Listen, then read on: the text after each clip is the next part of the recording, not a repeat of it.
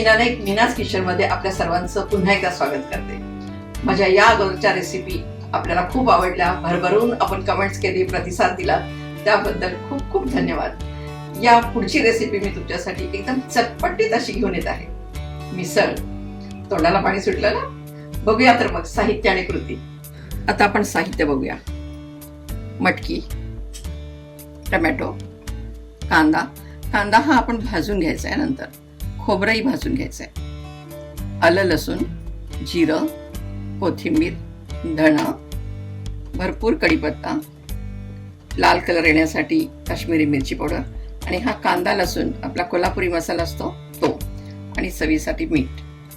कांदा, खोबरं, जिरं, धणं हा सगळा मसाला मी इथे भाजून घेतलेला आहे, खरपूस भाजून घेतलेला आहे.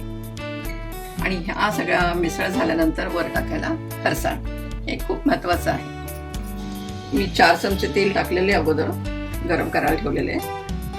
तेल बऱ्यापैकी गरम झालेलं आहे आणि आता आपण मसाला भाजायला घेऊया.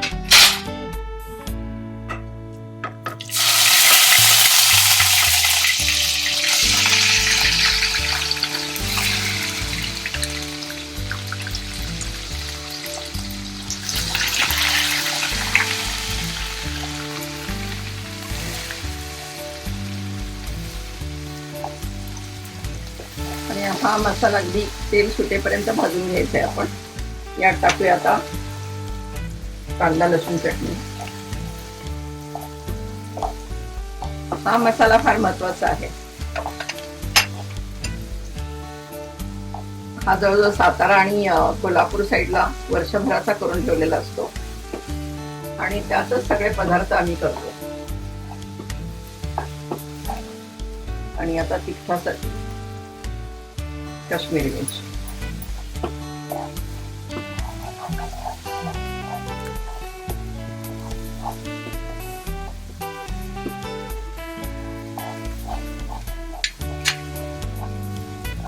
जसा जसा मसाला भाजला जातो सुगंध खूप छान येतो याचा.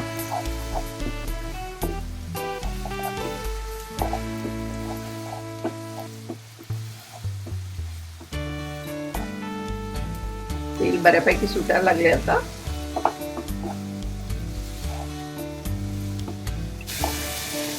थोडासा टोमॅटो टाकायचा.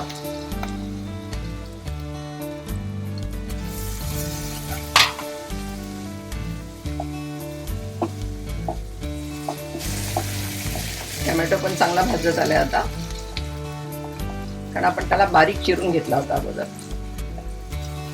आणि पाणी मी उकळून घेतलेलं आहे अगोदर, तेच आपण नेहमी टाकायचं.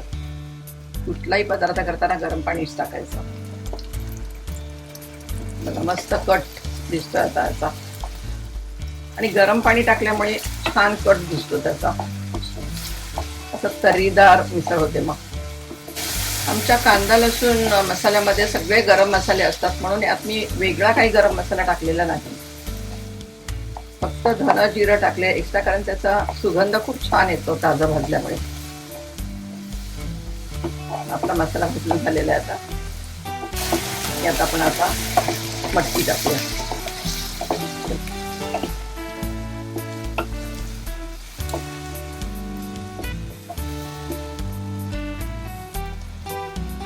चवीपुरतं मीठ. खूप सुंदर सुगंध येतो याचा. आणि आता गरम पाणी, भरपूर गरम पाणी टाकायचं, कारण मिसळचा रस्सा नेहमी पातळच असतो पण झणझणीत असतं छान. तुम्हाला आवडत असेल तर झणझणीत करा. आपण याला आता झाकून ठेवूया. पुढे मिसळ तर आपली तयार झालेली आहे, पण त्यात आता सिक्रेट काय पडणार आहे ते सांगते. थोडस तेल गरम होत आहे.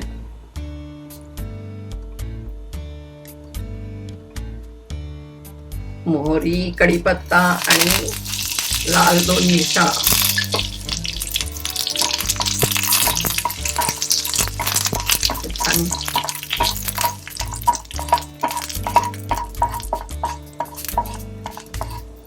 याचा खूप छान सुगंध येतो आपल्या मिसळमध्ये. आणि हे आता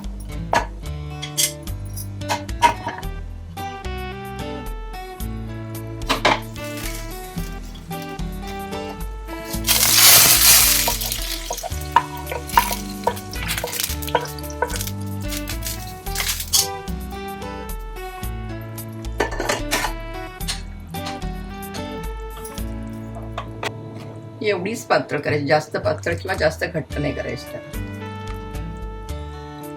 मस्तपैकी तर्रीदार मिसळ तयार झालेली. आता आपण सर्व करूया. खास तुम्ही फरसाण आणताना त्यांना सांगा मिसळचं फरसाण द्या म्हणून, म्हणजे त्यात डाळ वगैरे काय बाकीचे येणार नाहीत असे जिन्नस.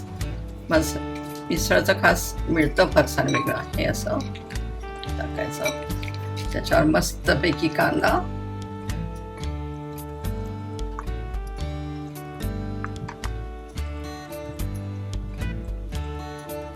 छानपैकी कोथिंबीर,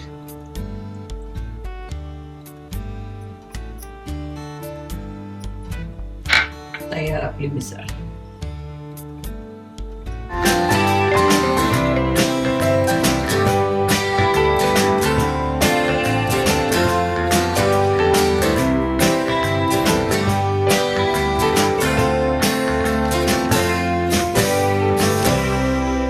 मग कशी वाटली आजची ही मिसळची रेसिपी?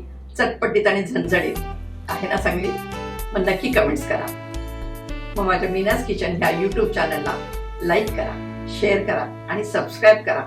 आणि हो, बेल आयकॉन दाबायला विसरू नका.